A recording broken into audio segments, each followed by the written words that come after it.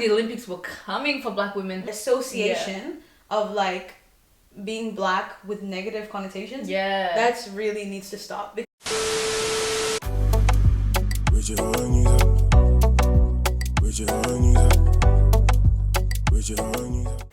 Hey friends! Welcome back to my channel. So today is a special day. You know why it's a special day? Because today I launch the new segment on my channel where I sit down with some lovely guests to talk about the 411, things happening in the world today, hot topics that you want to know, and the things that we want to just rant about, really. And we just have a cute little wine down. Cheers. Can we just appreciate right now? Zoom in on that, please. Shout out to Mary. I mean, I would buy this. Yes, It looks straight professional. I love to see it. Support local businesses. Support black businesses. Period. I thought, what better way to introduce this segment than to have my lovely friend Winnie. Hi everyone, I'm Wintana. I've been here before. Yes, you might remember her from Self-Care Thursday. We've got our wine here, we're ready to talk, and Winnie, do you want to introduce us? What are we talking about today? So today we're talking about what is currently happening with in the Olympics with Sha'Carri Richardson, as well as the football players, the Black English football players. A lot of basically just underlying racism that's happening. So the Olympics, now we all know the Olympics already happening this year as a whole. It's a whole kerfuffle in itself. Yeah, I mean, COVID, everything is like, everyone was like, is it still gonna happen? Is it obviously is happening. Tension is in the air. There's tension. And so now there's all these stories of black people that are they're being banned from competing in the Olympics for reasons like levels of natural testosterone levels. The soul caps is another thing. Yes. Girl, that's what I'm saying. There's a lot to talk about today. There's a lot to talk about. And that's the thing. So let's start off. So first of all, we were saying the Olympics is happening. It's already tension in the air. 80% of Japan had already voted no to the Olympics happening. I didn't know that. Yeah, about 80%. So many issues with that. So many issues, but we're not going to get into politics for now. For now, we're going to talk about the politics of the media. That's what I want to get into, because we're focusing, obviously black people, we know we're misrepresented on the media. We stay misrepresented. Yeah. Winnie, you talk a lot about this. You talk a lot about this kind of thing on your podcast. A lot of our topics are centered around like race, identity politics, and it comes from the perspective of two black women, right? Which is a very important and unique perspective, because a lot of the times the media isn't really sharing our perspective. It's really never about like the way we see things. Exactly. And obviously there's a different level, as a black woman you would know, of scrutiny that we are copying from the other end. Amen. We were talking about the soul cap situation. If y'all don't know, I'm going to put the article I read today. It was actually written by a white woman, which I felt a little bit about, but also it has some good points. So if y'all don't know what the soul cap is, we should let them know. The soul cap is basically a swimming cap that was designed to fit black women's hair. Yeah. We all know black women have some of the most unique, versatile hair types.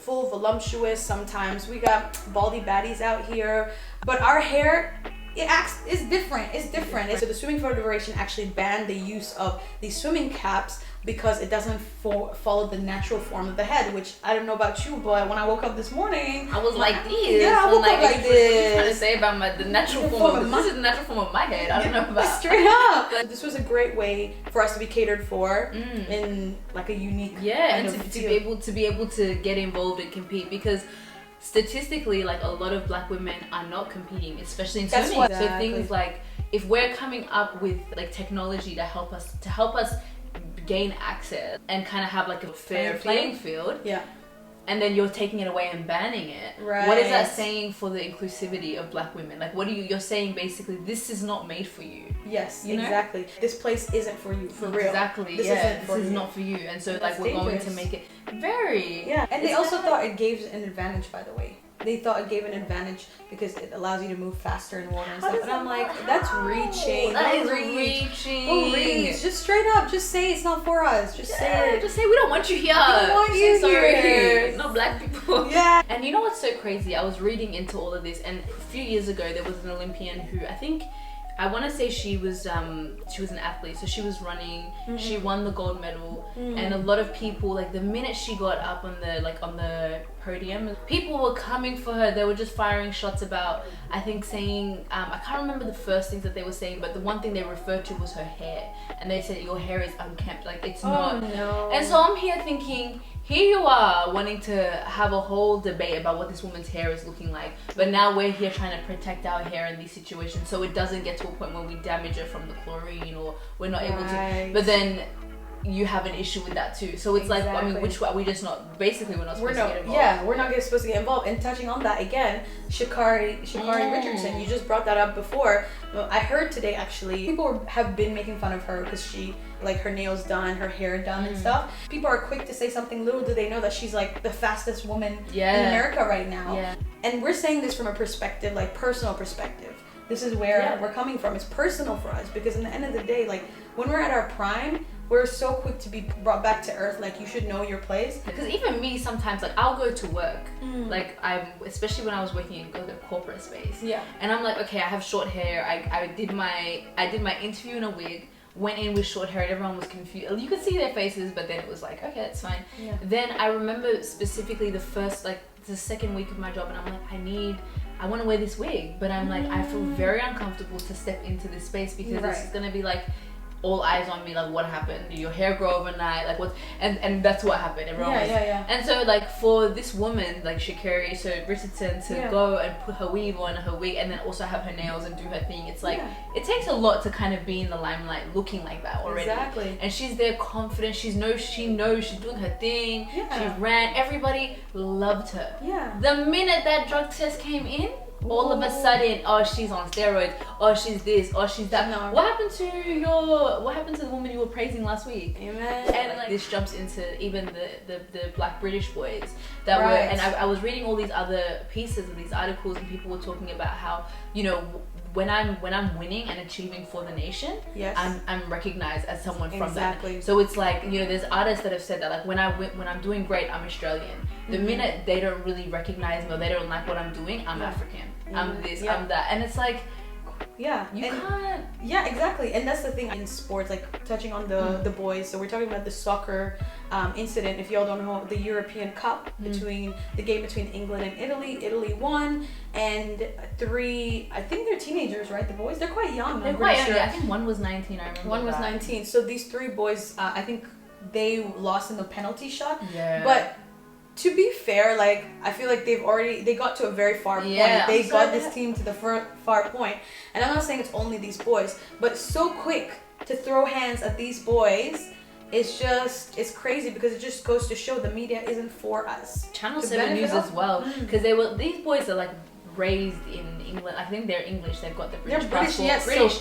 So it's like, oh, 3 black didn't know English, because it happens a lot in Australian media too. Like I remember when it was like when the African gangs thing were going around, if they had a chance to point out that we were African, it'll be like African boy like instigates fight in shopping center. Same thing happens with the white boy, young boy, and it's just like you completely like they don't associate this association with like, or actually I should say association of like being black with negative connotations. That's really needs to stop because it's so outdated. It's crazy because these boys, like you said, are actually British. They're British more than they're anything else. Obviously, they're getting their identity kind of stripped away from them. Exactly. Just in the name of I don't know, just race. It's just race. Like race. It's like I feel like it is race. I mean, a lot of us, and I feel like a lot of us, like the diaspora, like we kind of struggle with that, because I don't want to say everybody, because I know it's just like this is my experience, like born and raised in Australia. Like I'm talking about like African Australians or ethnic minorities in Australia, or like they came at a very young age, and you know, you assimilate very quickly, but then it's like there's this duality of like, okay, I'm from Australia, but then also a lot of people don't know, like think I'm not. But straight away when they look at us from, they're like, where are you from? But where, which country? Now I'm like, I'm from Melbourne. I'm from Western Suburbs. Yes, I'm from like Ethiopia. I'm from Tigray. My nationality is technically Australian. Like that, I kind of not that I resonate more with Australian culture because I feel like it's very in the middle for me. Yeah. But it's like I do feel comfortable with who I am here. Yeah. But it's like a lot of the people around me don't accept me for like as an Australian woman. Yes. So I think a lot of people struggle with that. Yeah. Yeah. Sha'Carri Richardson. Back to the nails and hair thing. Also, I think I read an article. I think it was an Australian journalist, but she said something about the product of using steroids can induce hair growth and like fake nail growth. So and so she was so insinuating unapologetic about it. Like she was like, I'm not even gonna say I don't apologize. Was her like whole approach, and it's like, are you dumb? And obviously, when like we said, we're not going to debate the whole like, you know, she should have smoked, whatever. Yeah, because that's what it's it's even though the rules are a little outdated. Yeah, rules are rules. Exactly. Yeah, so I can understand that rules are rules, but I think it's like just the low the jabs that people are taking. It's like, and it has to come from insecurity because in the end of the day, who is the main demographic stealing certain features from Black women and benefiting off? I'm gonna leave that for y'all to figure out. Choose a side. Like, what are we doing? Yeah. Are we trying? So it's okay if it's not Black people or Black women benefiting off it. That's what we're trying to say right now. In the Olympics, I feel like the Olympics were coming for Black women. This what do we even call it? A season? Yeah. This year? I don't know.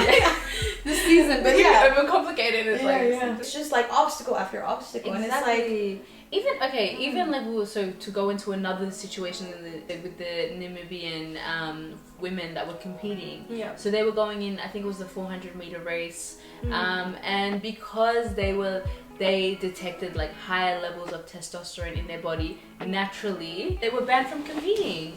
And it's like, well, what's the standard here? Because if you're centering the natural state of like, I don't know, whatever level of testosterone around white bodies, then again it's like not being inclusive. Like, why does a woman who hasn't like enhanced her body in any way, but like naturally, just because like biologically she has high levels of testosterone, can she not be involved in the race? Do you get what I mean? It's kind of like what's the stand, like what's the level default? that we're what's the default? I don't know what is the default here. I want to read this real rule book in the back, like who's these rules? Like literally, who's out here making these rules? Because I'm just like, why is it every 10 seconds somebody breathes? It's like, no, you did that. You did that wrong. You can't compete. You actually can.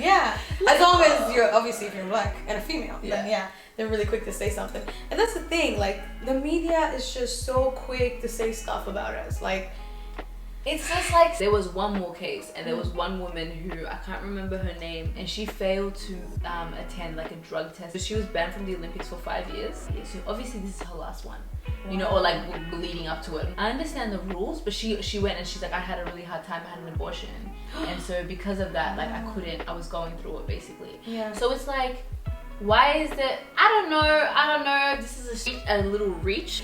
But it's like, if she was a white woman, would that be the same case? Right. Is it always just like, you know, like straight away? I feel like there's harsher judgment. There's kind of like, I'm not going to give you that leeway. I'm sorry, I'm not just saying this. Like, I've done research, and there's studies of like Black women from a younger age being seen more mature or less innocent. We are stripped of our innocence at a younger age than a white woman would be. Or even just like a non-Black women. Because let's not forget, like, Asian women are also subjected to this concept of being submissive or little or small, which is not always the case, because we can only talk from the perspective of as Black women.